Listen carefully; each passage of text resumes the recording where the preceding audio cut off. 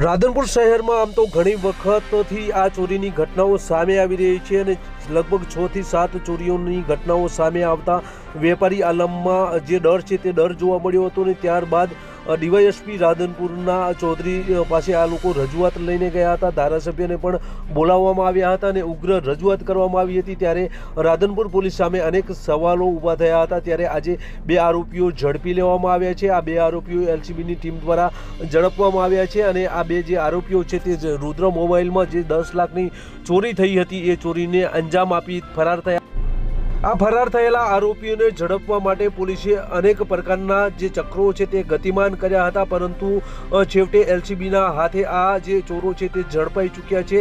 હજી જે બીજા જે અન્ય જે ચોરો છે તેને ઝડપવામાં આ રાધનપુર પોલીસ નિષ્ફળ ગઈ છે। ત્યારે અનેક સવાલો ઊભા થયા છે। રાધનપુર પોલીસમાં જે આ ચોરીના ઘટનાઓ છે તેને લઈને વેપારીઓમાં ક્યાંક ને ક્યાંક રોષ જોવા મળ્યો હતો અને રજૂઆતો પણ જોવા મળી હતી અને ગૃહમંત્રી પાસે જવાની પણ ચીમકી જે રજૂઆતો છે તેમાં જોવા મળતી હતી। ત્યારે આ જે 2 આરોપીઓને ઝડપી કાર્યવાહી કરવામાં આવી છે, ત્યારે અન્ય આરોપીઓને પોલીસ ક્યારે પકડશે તે સવાલો ઊભા થયા છે।